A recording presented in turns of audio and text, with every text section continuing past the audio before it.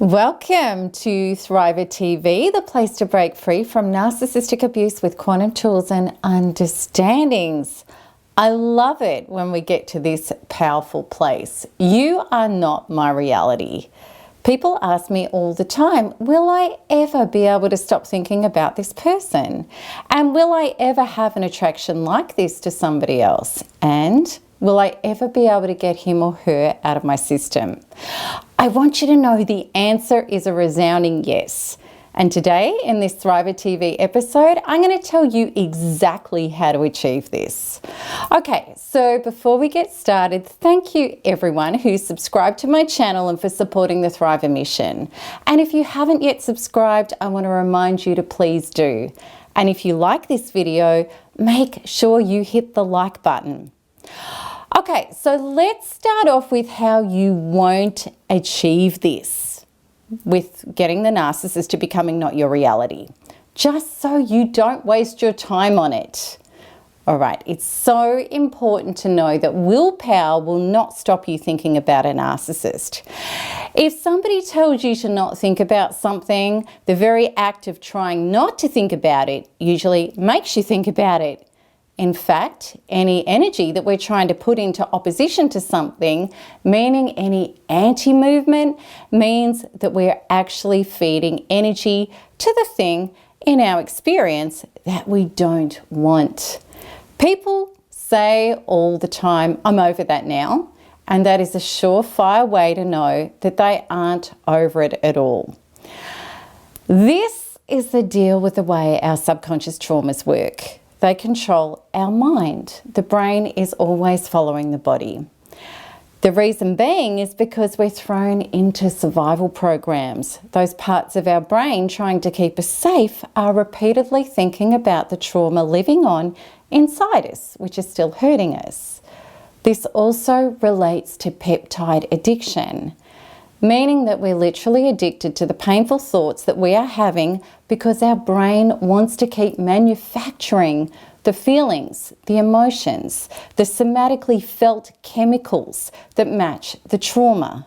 So around and around we go, continually thinking about what happened to us, how it could have been different, why we didn't or couldn't, whatever. And of course, the possibility and the fear of it happening again. In this state, we are locked down in survival and we never get to go free to create the space inside and outside of ourselves for creation. It's exhausting burning all of that mental and emotional fuel on our past, the constant reliving of it, and the trying to push over or through it. So is it any wonder that our adrenals are stressed and we don't seem to have energy, joy, or inspiration? This is the bottom line. If when you think about something, you still feel the emotional charge in your body, then you will keep thinking about it because your brain is being directed by your cellular being to do so. Your cellular being is your subconscious programs and your nervous systems, which are controlling 95% of your life. So trying to not think about this is like trying to stop a tsunami with a few sandbags. Which of course, if you don't get to the bottom of this regarding how to truly get free from it, then the only way to escape the constant thoughts and the feelings of the trauma is to pick up addictions to numb it out or medication. And of course, we keep often getting driven back to abusers, trying to get them to take away the trauma for us. So how do we turn all of this around for real? How we do this is we make it all about you. I'm going to explain. Generally, as the type of people who commonly get targeted and hooked in by narcissists, we've had a career of making it all about other people. This has been our normal. Things like, if I just check into you and I make you happy and I provide you with what I need to prove my worth and lovability, you will provide me with love, approval, security, and survival. Because we weren't able to anchor into our own rights, values, deservedness, and self-generative power, we handed away our own life force trying to make somebody else love us. Those of you already narping and thriving will get what I'm about to say, a really radical way of looking at this. In fact, what I'm about to say is counterintuitive to what most narcissistic abuse people will tell you. Here it is. This is not about the narcissist. This is all about you. And when we look at things from a deeper quantum soul and spiritual standpoint, everything happens for a reason. Everything is happening for you. The situations that come into our outer life are showing us what is going on in our inner life. The further we are out of alignment to our true self and true life, the more the situations, the evidence hurts. When we come home and we start making the decisions that honor our true self and true life, the pain and situations stop. No one can bring us home but ourselves, and it's our job. And this needs to be actualized as adults, regardless of what somebody else is or isn't doing. Yes, what happened is awful, and narcissists are terrible and they do disgraceful things. And us making it all about ourselves is not excusing them. It's simply acknowledging the truth that I got to evolve myself gloriously through, and it's the basis of tens of thousands of personal resurrections that I've had the joy of witnessing and continue to see emerge in this community every single day. The Narcissus purpose at a deeper, wider soul evolutionary level is to bring smack bang, like a sledgehammer, into our consciousness all the ways that we're not as yet self-partnered within ourselves. So let's have a look at that. Waking up in order to heal. And I'm going to share this with you because here's some of my greatest gaps that narcissistic abuse put me firmly on my butt with to heal, to have any chance of living, let alone thriving. This is what they were. The ways that I was so self-critical and self-punishing. He reflected that back to me and then some. My inability to connect with and be with and soothe myself. And when I was distressed, he mirrored this by abandoning me and punishing me harder, which is what I used to do to me too. My terror of speaking up because of my unhealed fears of criticism, rejection, abandonment, and punishment. I had no voice, and I stayed and I tried to keep the peace continuously, even when everything was screaming inside of me not to. My security fears and terrors of not being able to survive on my own. My greatest fears in this department were brought to life by him. My beliefs and fears of human beings and I'm not safe in life. I ended up with crippling agoraphobia and a psychotic adrenal breakdown because of the marriage. My list goes on, and here is the thing. These traumas were already in my energy field before narcissistic abuse. Many of these were inherited, past life, collective female, and of course further supplemented in childhood trauma because our childhoods match our pre-birth traumas. And then it all blew up into a massive crescendo in my adulthood. Why? Because my soul wanted to make the unconscious conscious so that finally I would wake up and free myself of these traumas and live free from them.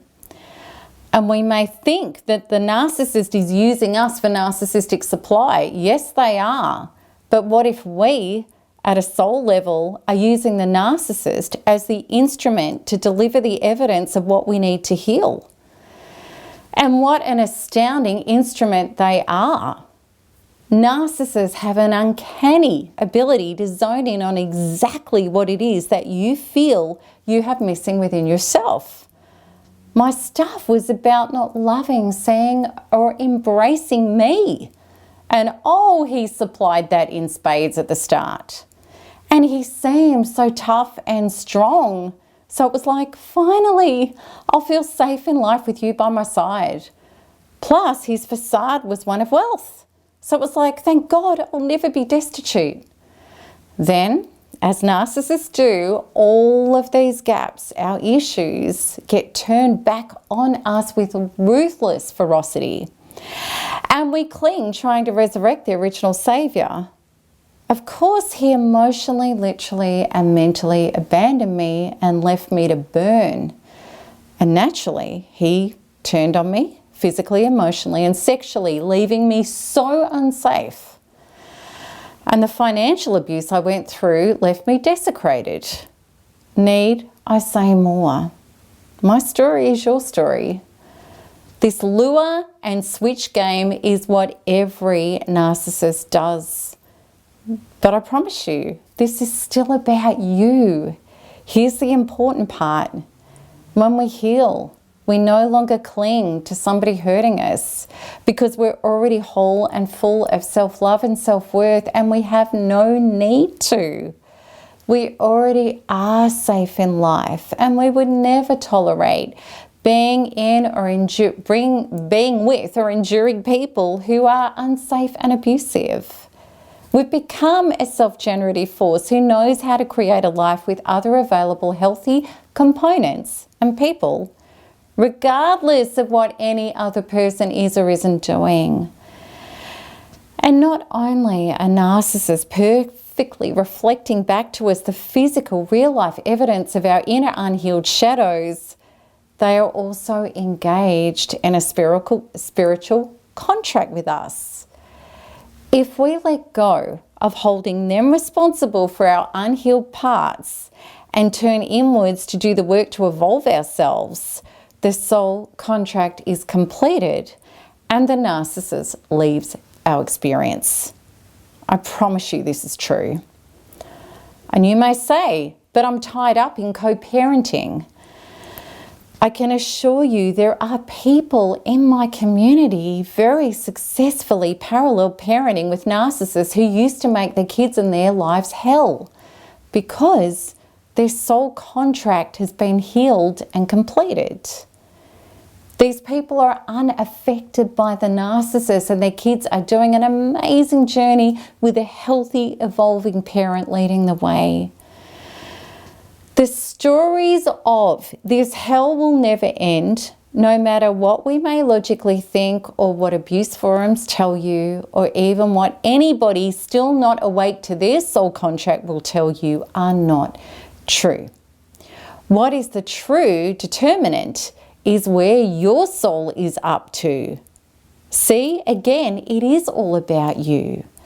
When it is up to what it needs to be up to, which is your healing, growing and evolving beyond your traumas and painful subconscious programs to come home to who you really are, then there is no need for the hard grist trying to wake you up to keep happening.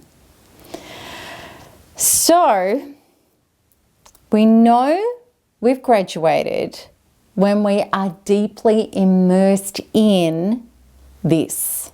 Your abuse brought me to this place of my own glorious evolution, and when we make that our focus. Personally, I'm so grateful that narcissistic abuse happened for me, because if it didn't, I wouldn't be living this astounding life that I do. I feel amazing, and I love unpacking any trauma that does arise, because I know on the other side of it, my relationship with me, life and others just gets more and more amazing.